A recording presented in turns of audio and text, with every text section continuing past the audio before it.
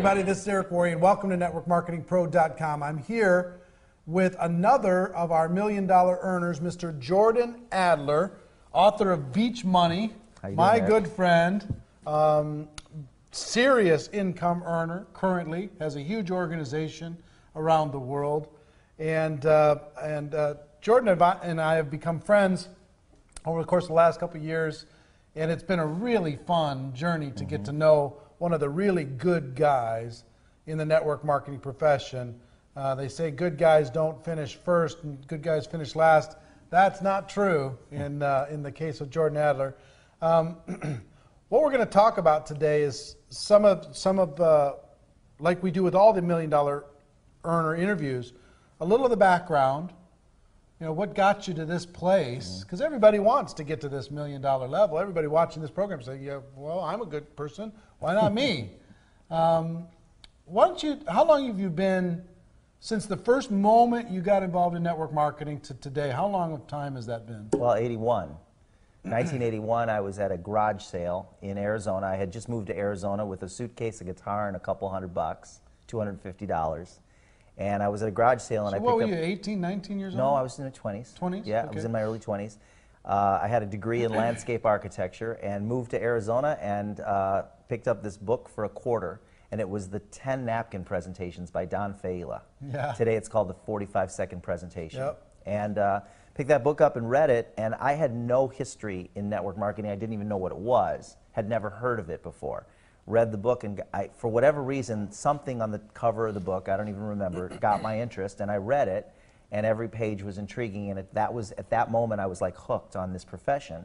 And I started answering ads in the classified ads in the Arizona Republic, and found a company that was so you were searching. People didn't search for you. You were searching. No, for I was company. searching. I didn't get recruited. I was looking for a company. I was a classified ad addict. I would read every day. I'd read the classified ads looking for an opportunity, and called a lot of them. And I didn't have any basis for sorting through them other than did it sound interesting or not. And it was a little old lady, probably 80 years old. I don't even remember her name, but she's the one that introduced me to network marketing for the first time in terms of a company. And it was a capsule that had algae in it, run by this really old, tall guy with a big gray beard, and he was the founder of the company. And I went to a church meeting. There were probably 50. A church meeting. Well, it was at a church. Okay. It was at a church, and I go there, and there's probably 80 people there, and there was a guy, a real fit guy, up in front of the room, and he was talking about the product and about the opportunity, and I said, this is cool. So I actually, it's funny because I didn't know anything about how to build a network marketing business, and I had no money. I mean, at that time I was probably making 12 grand a year between all my little part-time jobs. I didn't even have a job in my profession yet. What was what I went to college for, and I actually collected some money to run an ad in the National Enquirer. Really? And I got a P.O. box, which is still my P.O. box today. Wow. Expecting the orders to just pour in, and I didn't get any orders. Not one? Not one. And the ad cost me probably $400 for one ad back in the early 80s. Back in the early 80s. I remember and those days. you know, I was going to save the world with this product, and then I quit, and that was my first time. Yeah. And then I did. You quit right after the ad didn't work? Right after the ad didn't work. It's like, yeah, okay, yeah, this isn't going to work. Never did the network marketing thing. Just try to run the ad expecting the orders to come in. One side little note, a side little tip. If you ever have any trade publications for the network marketing profession, save them or get the back issues from 6 months ago or a year ago. Call all of those people that placed an ad 6 months ago or a year ago. Yeah. They're going to be looking for something else because they're frustrated that their ad didn't work. That's right, because they don't work. Ads like that don't work. But I learned, this is how I learned, you know. So I quit that company, and then there was another one. It was a But it was in your blood a little bit. Yeah, it was, and 3D cameras and wow, the original long distance network marketing company, and I did a grocery coupon program and got involved with the big A company twice, and so I was in and out of companies for between 1981 and 1992. I was in 11 different network 11 different companies. Now, I know, excuse me, I know the answer to this question. but you're going to be shocked to the answer to this question. I hope I know the answer to the question. In those 11 companies, how many people did you sponsor? Never signed up a single person. Didn't sponsor one person. In 10 years. 10 years. 10 years. Never got a check. Not one check. He's currently $1 million earner. In 10 years. So if you're struggling because you've only signed up a handful, you're way ahead of schedule. That's right. When it comes to, I just find that stunning. Well, it's just the draw of the lifestyle. You didn't have one person that took pity on you? No, not one. I did manage to get a few people to come to, I got one guy to come to the 3D camera company opportunity meeting, and he was broke and he never signed up. And I got a lot of guests to come to the Travel Club.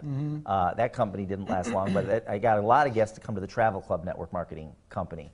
At the time, I was in the airline industry, so it was a little bit easier, but nobody signed up. Right. And yeah, but for whatever reason, the lure of the lifestyle that this profession can provide. That was a stunner to me. It's still yeah. a stunner to me today. 11 companies, not a single enrollment. Your friends have to be saying, Jordan has lost his marbles. Yeah, it's, you know, you hear people say, I burned up my warm market. They knew me as somebody that would get into a company, get really excited, would talk to them about it, they would shut me down, and that was they knew me as that person. You know, they never knew me, and they knew me as the guy that had a broken down car that sat in the street literally for 3 years while I took the bus to work.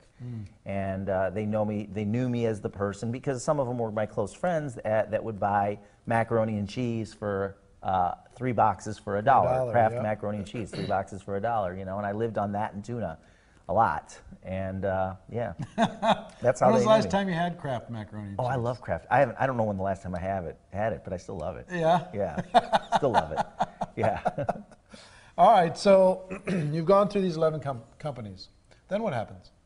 So my 12th company, and you know, here's the thing that, you know, I was looking for the company, and you know, it would be I get excited and then get depressed and get excited and get depressed, and all the while I was going to training seminars, I was listening to audio tapes back then. In fact, I started to have success when the audio tapes were still kind of out there. Today, you know, we've got CDs and MP3s and all that, but I stayed plugged in, and it wasn't like, oh, I have to do my personal development. I was craving it constantly. I would read and listen to audio tapes. I'd climb up and down the mountain in Phoenix listening to audio tapes, just feeding. Squaw Peak, which today is Piastowa Peak. Yeah, so I did that for years, and they say when opportunity and preparation collide. And so in 1992, I joined my 12th company and I figured out how to sign up about 1 distributor per month. I went out and got your first distributor. What did that feel like? Do you know, I don't remember who the first distributor was in that company, but I do know that I got a rhythm going where I was signing up about 1 distributor a month. And it averaged, my first year I think I signed up 19 distributors in 24 months, and second year I signed up a few more, and over the course of 13 years I signed up 129 people, which if you figure it out comes out to less than 1 a month. There's 144 months in 13 years, and I signed up 129. And from those 120, and it was really just, I finally figured out. That was a company, Excel Communications. Yeah, the telecom. Excel Communications back when telephone long distance was 10 cents a minute or 25. 30 cents a minute. 30 cents a minute. 30 cents a minute.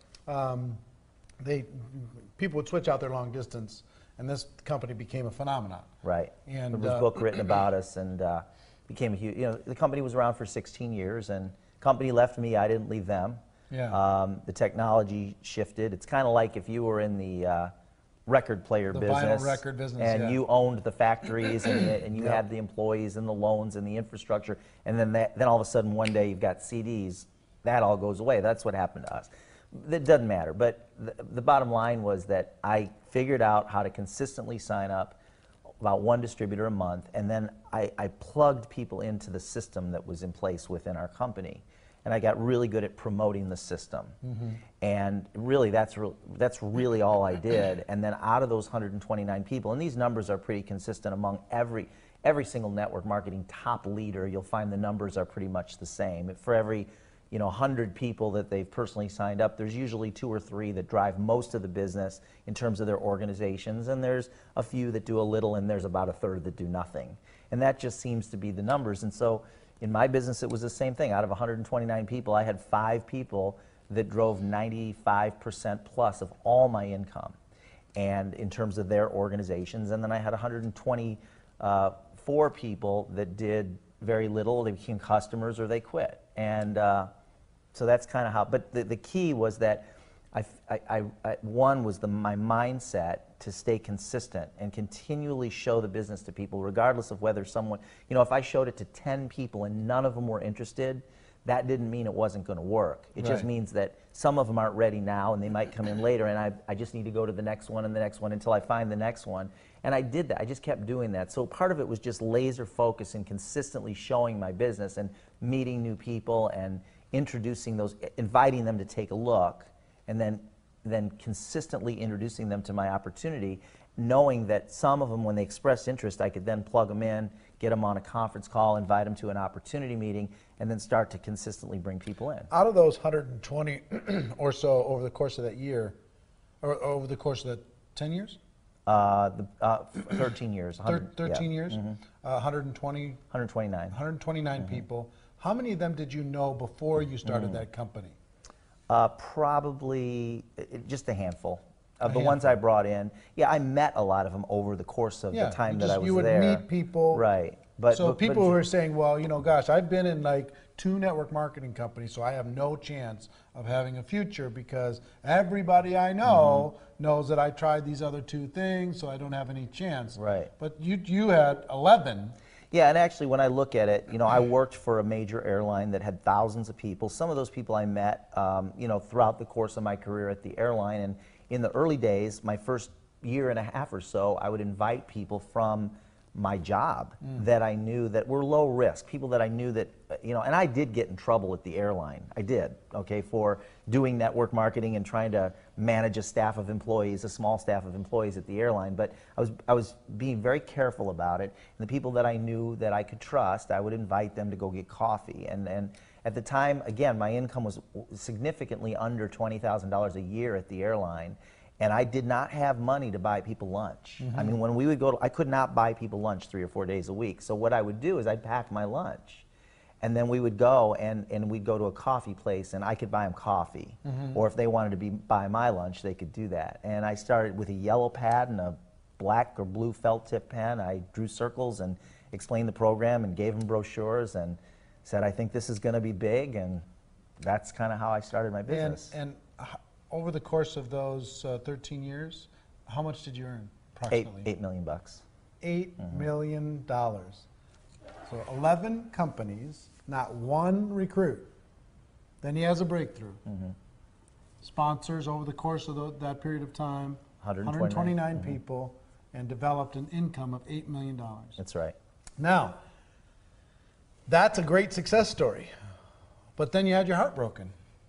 You talk about the girls or the... No, no, it's a different kind of heartbreak. Okay, right. When the company went away on you. Yeah. So that was an interesting experience. It was very difficult, one of the most difficult times in my life, because I had thousands of friendships through that company, and I was traveling all over the world, and promises of a better life for people that were close to me, and all those kinds of things. And then one day I was at a seminar in LA, and we knew that there was trouble. There had been trouble for quite a while, but I had chosen that I was either going to ride it to the stars or go down with the ship, and I stayed. And what ultimately happened was I got a phone call while I was at the seminar from one of our top leaders saying it's over. I mean, we didn't get a letter.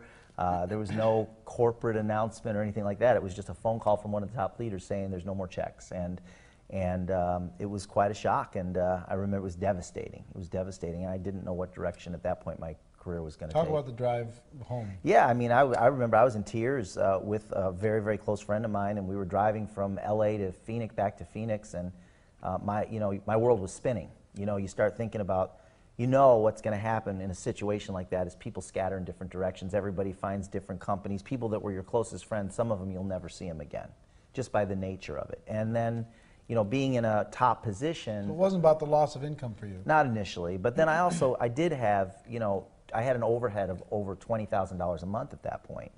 And I did have savings, and I had some real estate that I'd purchased. I wasn't in financial trouble per se, but I did go through about $80,000 in savings in 4 months.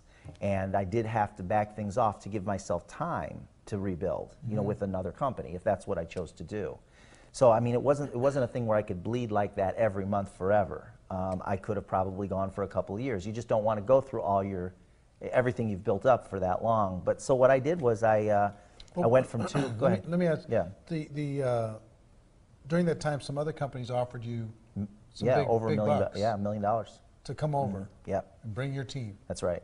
And what'd you say? I said no. Why? I actually there was a big telecom that's still in existence today. They had a budget of $20 million, and they offered each person $1 million to 20 people. 20 people, and 8 of them took the money. 5 of them are still there today, and they're doing very, very well years later. I chose not to do it because I personally did not want to go down the path of telecom anymore. That was just a personal choice. Not that it's bad. There's nothing wrong with that program. Those programs, I just didn't want to go that direction. And so I couldn't feel good about taking money and joining a company that I really didn't want to build. Right. And that's ultimately what it would have been. So I didn't go that route. I actually was offered a number of deals, different kinds of deals with different companies, and I chose not to go that route. I just chose to wait, which everybody said was a mistake. I chose to wait and really take my time and follow my heart versus trying to make a decision based on fear of loss.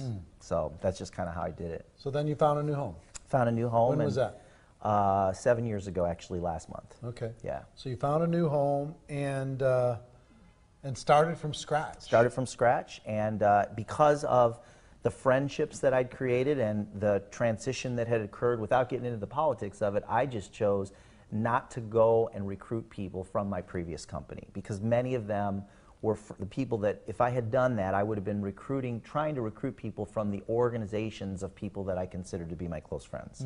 So I started with people that a lot of them had never been involved in network marketing before. The great majority of them I was not in business with at my last company.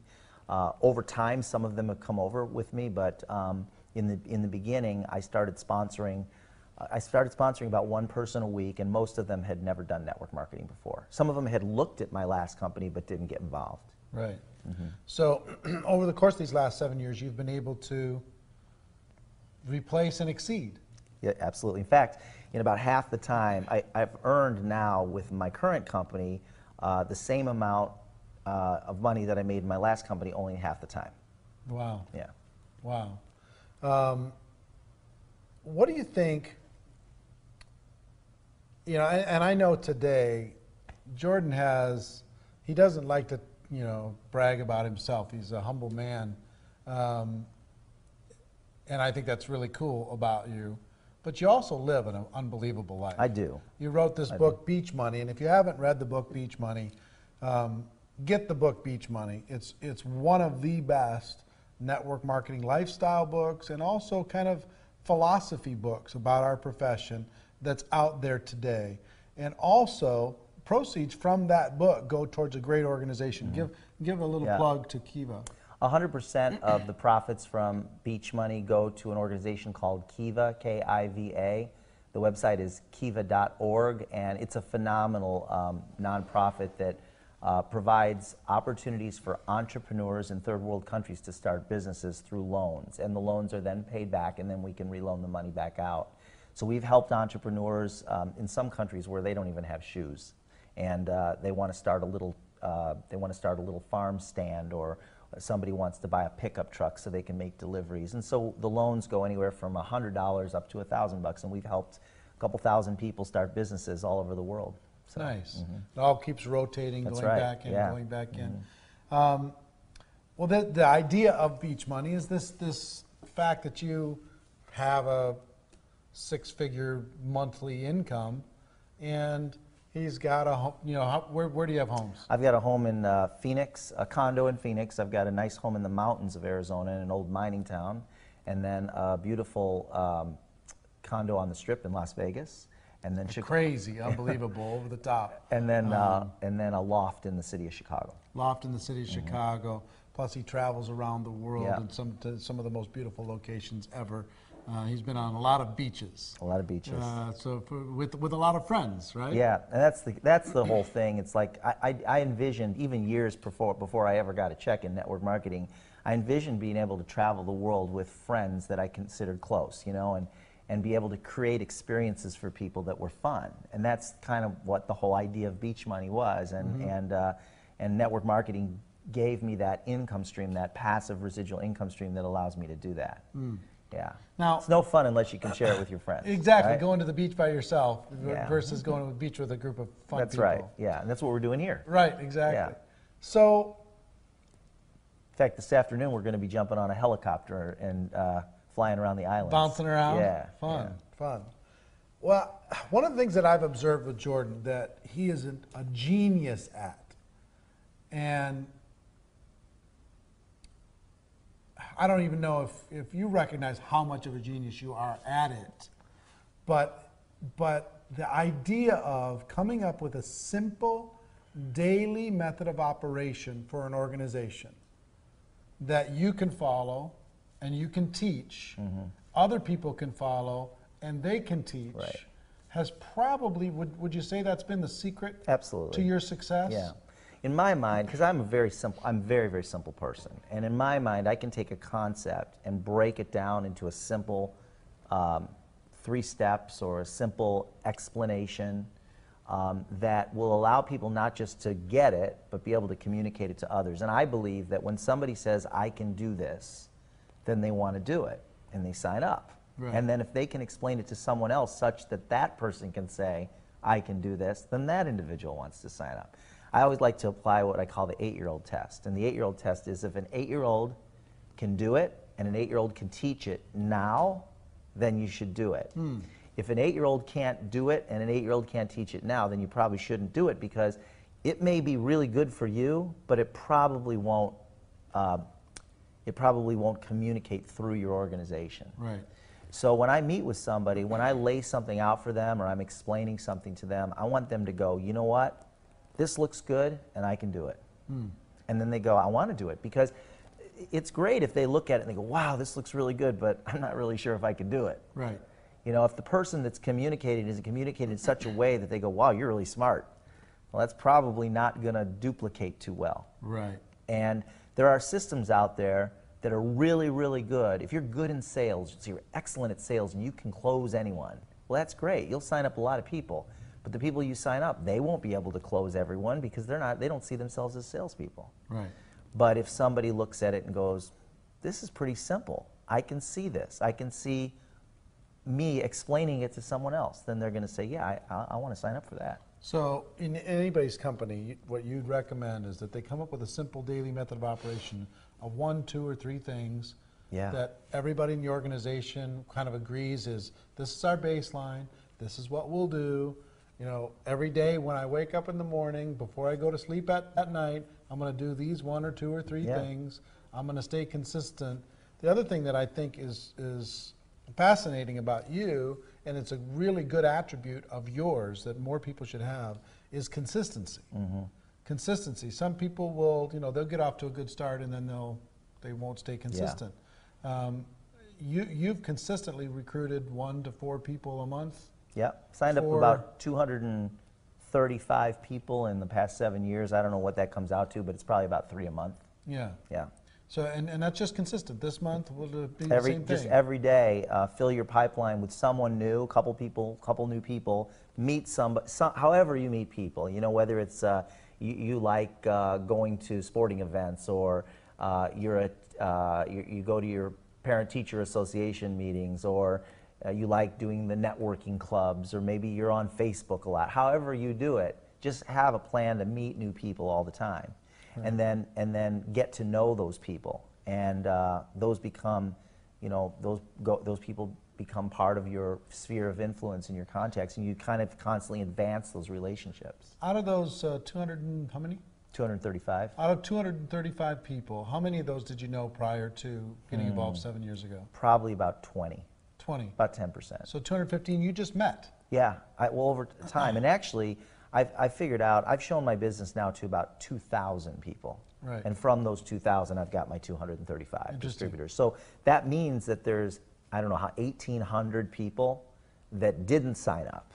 Or said they were going to and Or didn't, said they were going to, or, and they still say they're going to. Yeah, and some exactly. Of them. And some of them went away. Some of them I lost their contact information. They Right. changed it. They moved. Right. Yeah.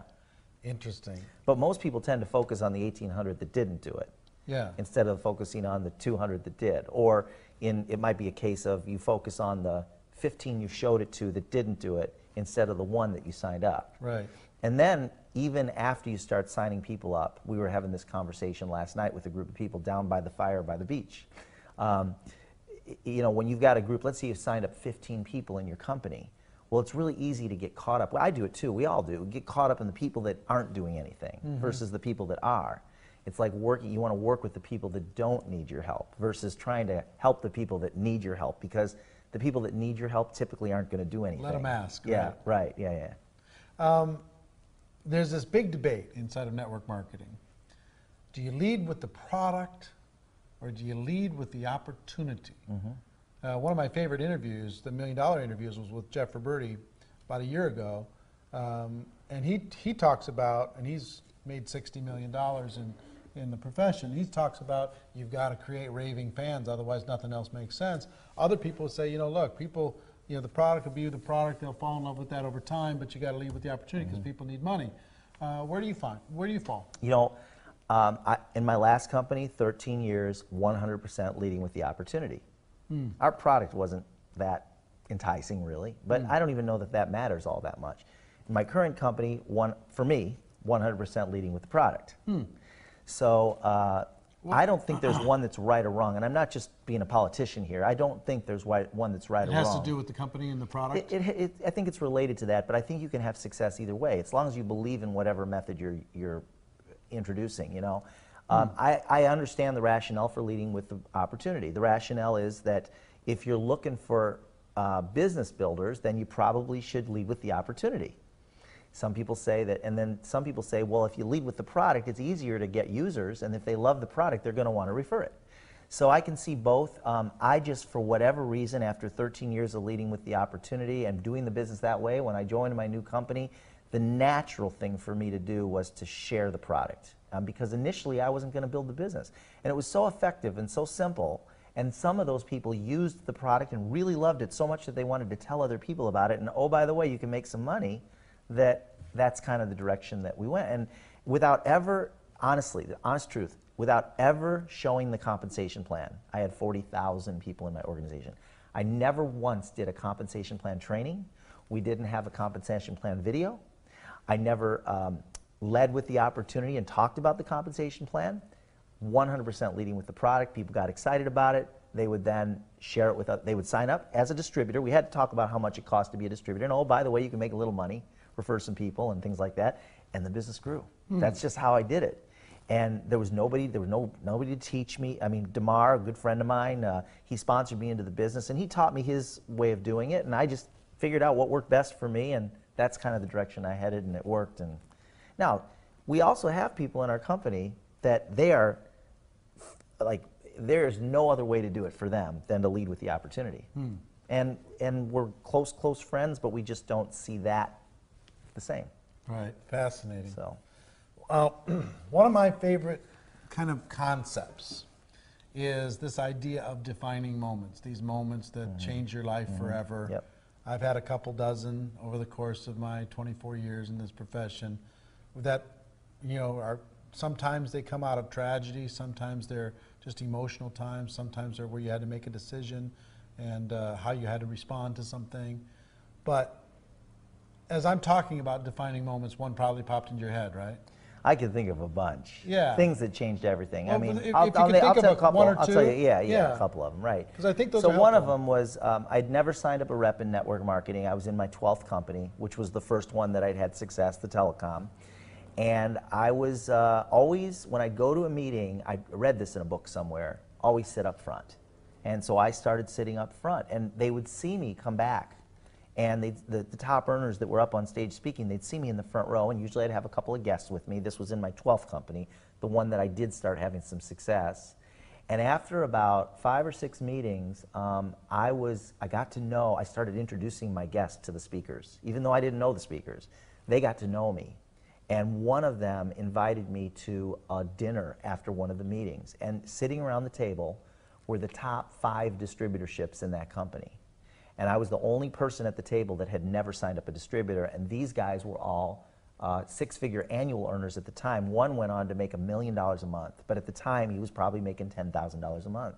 And I'm sitting around the table listening to them talk and just really taking it in. I really didn't say much that night. It was in San Francisco, actually. And I didn't pay for my ticket to get to San Francisco. Jay and Meg Smith paid for my ticket to get there. And that was a defining moment because I listened to them and their stories were just like mine. The only difference was they were on the other side of it now. Yeah, they're just a little farther ahead. A little further ahead, and they had all had stories like mine where they had gone to many companies or they had lots of setbacks. And I thought to myself, they're just like me. And if they can do it, I can do it. That was a defining moment for me. Another one, huge defining moment, which I don't know that you've even heard this. Back in the early days of our company, there was no customer service. There were 30,000 distributors in that company, and there was no customer service. If you had a customer service problem or an issue, you had to fax in what we called an Excel-ogram. And then it would usually take a week or so before someone got back to you. There were 2 people there that were taking those Excel-ograms and dealing with the issues that came up. And when I left my job, I was making $1,500 a month in my network marketing business. I'd been with the company for 1.5 years, and I left my job at the airline to go do network marketing full-time with the company, which was a mistake. It worked out, but it was a mistake at the time. The week that I left, the company completely lost my entire downline. Wow. Now, the people in my organization, they were still getting their small checks, but my organization did not exist in the company computer. And so I started faxing in the Excel-ograms because you couldn't call. There was nobody to call. And I had just left my job, had no income. I had bills to pay. I had to pay my rent, had to pay my car payment, no income. And this went on for months, faxing in, trying to get a hold of somebody, nobody to get a hold of. For every 1,000 people that would have happened to, 999 of them would have quit. I believed in the dream of the founder of the company. I understood the concept. I said, if this company's still around, and if anybody's making money, we'll get through this. I'm going to get through this, but I'm going to make money in this company. I stuck with it, and that was the company I made $8 million. But I could have quit just like I did all the others. I just and you learned. would have been justified. I would have been totally.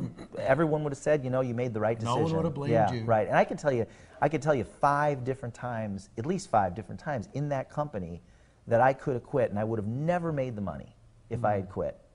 And that's what most people do, and that's why most people never make it, because every company has major problems along the way, every one of them. And at some point, you know, you just make a personal decision, but I just chose to stick it. It was my personal choice. I chose to stick it out, and the result turned out good, you know. Well, look, these people in the information you've given so far is priceless, awesome, amazing. Look into that camera. There's going to be 100,000 people that end up watching this and want what you have. Want it so bad they just can taste it. And they know they've got unfinished business inside of this profession, and they know that this can happen for them. What words of advice would you give them? You know, it's so important to get really clear on why you're doing the business. And, you know, as cliche as it sounds, if you look at what options are out there, I don't know of any other option where if you have very little time or very little money, you can start a business for under $1,000 and have the potential to earn tens of thousands or even hundreds of thousands of dollars a month. I just don't know of any. I have a college degree. Many of you have college degrees. Some of you might not. That's okay. That's great. Whatever. But I will tell you this. I spent, back in the 80s, in the 70s actually, I spent $60,000 on a college degree, and I had the loans and all that kind of thing, all that stuff that most people do. If you look at what you get after investing 4 years of your life and $50,000 to $100,000 in a degree, what are you guaranteed of? You're guaranteed of a piece of paper called a diploma, and then there's no one out there that's going to guarantee you a job. And then what's the